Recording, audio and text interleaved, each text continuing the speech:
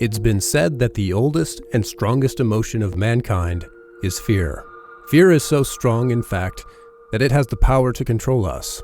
At the very least, fear can shape the contours of our lives by making us shy away from what makes us uncomfortable. At the most, fear can literally freeze us, possessing our bodies like a demon, annihilating our ability to reason, constricting the ability to breathe, and snuffing out consciousness itself, causing us to faint. But if fear is not just the strongest emotion, but also the oldest, then we have the comfort of knowing that for all of time, men have faced fear, just as we do. And if they can face it, and even overcome it, then so can we. History has gone on long enough now that there will likely never be anything new or unheard of under the sun. If at the moment you don't feel yourself crippled by anxiety, maybe someday you will. And if you do, then there should be comfort in knowing that there have always been times in history that have been just as bad or worse than what you are going through right now. Is there anything that is more frightening than war? Indeed, war could be defined as a collection of the worst things that people have ever had to face, all in one grim and terrifying package. Especially nowadays, now that modern weapons seem to rival the destructive power even of the worst natural disasters. It makes sense then that when on December 7th, 1941, the Japanese attacked Pearl Harbor, fear was not the least of the many emotions that spread across America. For the American people, the Pearl Harbor attack was a devastating surprise during an era when wars were supposed to be formally declared. When this kind of surprise assault hits you, in any era for that matter, your world is suddenly transformed. You're not in the same world anymore. You've woken up in a foreign universe, where you don't know what to expect. Would there be another attack? Maybe an attack closer to home. The only thing that was certain is that they had entered into the great sphere of danger and vulnerability that is war. Many would leave home, many would suffer, and many would die. Many would lose children, and for many, fear, anxiety, and worry were new and basic realities that characterized everyday life. This was also true of the novelist Ernest Hemingway, who himself had 3 sons, one of whom was 18 years old, meaning that the boy could possibly be drafted and sent overseas to fight, and maybe be killed. Hemingway himself tells us that in the summer of 1942, the young man's mother asked Hemingway to talk to him, just in case he might be anxious about anything regarding the war. As Hemingway and his son were in the car driving back from the airfield where Hemingway had just picked his son up, the father turned to his son and said, "Mother thought you might be worried a little about the war and going to it and all." "No, Papa," he said, "don't you worry about that. I'm not worried at all." Of course, Hemingway knew that a young man of 18 might indeed be anxious, but may simply not want to admit it. That's true of men at all ages. And even if the young man wasn't anxious now, there was a good chance that he would have to face fear sometime in the future. Circumstances would change. We are never permanently safe. So, like any concerned father, Hemingway continued with his unsolicited advice anyway. "The one thing I really know," I told him, "is that worrying doesn't do any good about anything." "Don't you worry," he said. "I'm not worried." And Hemingway says that this was the end of the conversation. And while Hemingway didn't say any more on that occasion, in his introduction to the book Men at War, he does continue talking to us, telling us that, no, worrying does no good, neither for children nor for their parents. A good soldier does not worry. He knows that nothing happens until it actually happens, and you live your life up until then. Danger only exists at the moment of danger.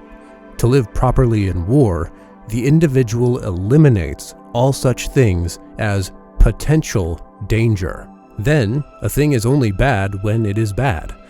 It is neither bad before or after. The thing that separates the emotion of fear from the emotion of worry is that fear generally arises in a moment of danger, meaning that fear is a feature of the present situation. It is natural and it is to be expected whenever we are threatened. Now, it can be controlled and tamed like a wild horse, and it should be controlled, but fear cannot be removed from the human experience without extinguishing our humanity altogether. Indeed, many philosophies and religions and even modern biological theory recognize that fear has a function meant to preserve life. But worry is different than fear. Worry isn't concerned about any danger in the present that we are facing right now. The thing that makes worrying useless is that worrying is about looking to the future, to things that haven't happened yet, to things that are uncertain. It's about being concerned with what might possibly happen to us. Even if we are in a perfectly safe place or in a good situation in life, we might still be tempted to worry because we are thinking about what might happen in the future. Maybe something bad will happen. And instead of making a calm and rational plan for the future, worry simply consumes us with negative emotion and robs us of our very selves by tinting our minds with the poison of pessimism and bad feelings. Instead of seeing the things that are around us, worry makes us act like a sleepwalker who can only see dreams of the future, but not the things right in front of his open eyes. But this, of course, is no way to live. This negative feeling does not actually accomplish anything.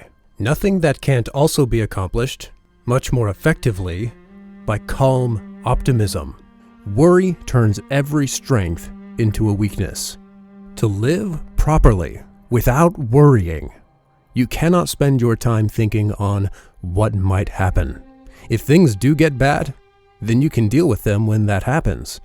But until then, things aren't really bad until a bad thing actually happens. You have to realize this and relish the reality of the present moment. Often, even the worst things that we actually experience in the present are not actually as bad as we imagine they might be. You cannot let your imagination rule you, or allow yourself to get sucked into thinking that one potential outcome is your definite reality. Hemingway continues, saying, "Cowardice, as distinguished from panic, is almost always simply a lack of ability to suspend the functioning of the imagination. Learning to suspend your imagination and live completely in the very second of the present minute, with no before and no after, is the greatest gift a soldier can acquire." And not only is this a gift, but it is a skill. The ability to focus on the present moment, or even to think about the future without worrying about it, is a skill. It does not come naturally, and it is a behavior that requires as much practice, discipline, mastery, time, and learning as any martial arts, sport, or craft. When we start out trying to do it, we will probably fail many times, but with practice and determination, and seeing where we need to make changes in the way we think, we can improve. Turning off your mind and forcing yourself not to worry, while being a very simple thing, is a very difficult thing, requiring many attempts, many failures, no laziness, and the willingness to keep going at it. Only by persistently failing and going at it will it eventually become second nature. The general and military theorist Karl von Clausewitz said that everything in war is very simple, but the simplest thing is difficult. Of course, when it comes to living in the present moment, there is a balance to be had. The Roman Stoic philosopher Seneca argued that we should spend our time thinking about the future, specifically thinking about the bad things that might happen to us, and living through them in our minds, so that they won't take us by surprise if and when they happen. In one letter to a friend, he describes the destruction of the city of Lyon by fire, which, in his words, blotted the city out of existence. This sudden, unexpected tragedy left many people, including Seneca's friend Liberalis, completely shaken, as their cities, homes, and livelihoods were completely wiped out of existence, and consequently their lives completely changed. Seneca comments that even in the depth of peace, there has come such a blow as could not have been dreaded in war itself. Here, a single night is all there was between a mighty city and no city at all. As Seneca thinks about how shocked his friend Liberalis was at the loss of everything, he then points out that when we are struck by something we are not expecting, we can actually be crushed by it far more deeply than if we had expected tragedy to strike and prepared ourselves for it. It's the difference of being hit by a tackle that you weren't expecting versus being hit by a tackle that you had braced yourself and prepared yourself for. It's one thing to prepare for a punch that we know is coming, but it's another thing to be hit without expecting it. Preparation makes all the difference. Seneca writes that what is quite unlooked for is more crushing in its effect, and unexpectedness adds to the weight of a disaster.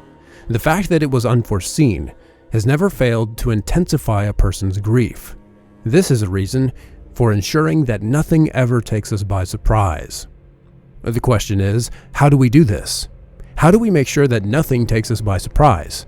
Well, Seneca says we should look forward into the future and prepare ourselves for all of the possible things that might befall us.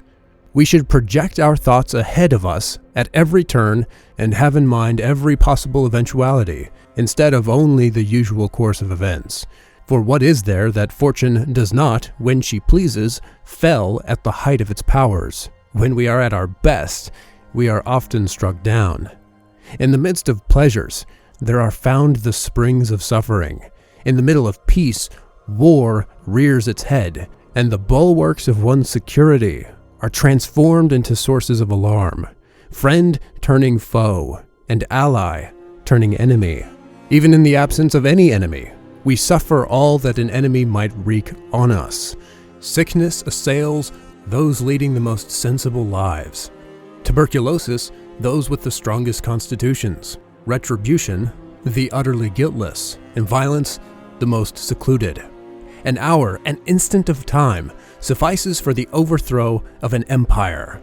States which stood firm through civil war as well as wars external collapse without a hand being raised against them. How few nations have made their prosperity a lasting thing, and this is why we need to envisage every possibility and to strengthen the spirit to deal with the things which may conceivably come about. Rehearse them in your mind. Exile, torture, war, shipwreck. All the terms of our human lot should be before our eyes.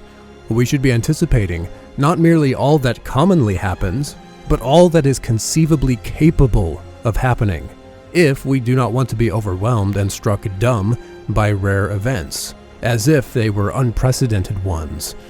Fortune needs envisaging in a thoroughly comprehensive way. Now, this idea of envisaging the future does not contradict what Hemingway is saying. Rather, it harmonizes with it. In fact, as I detailed in the first video on this channel, Hemingway compiled this book of war accounts for precisely this reason, so that we can rehearse things like war and hardship in our minds before they happen.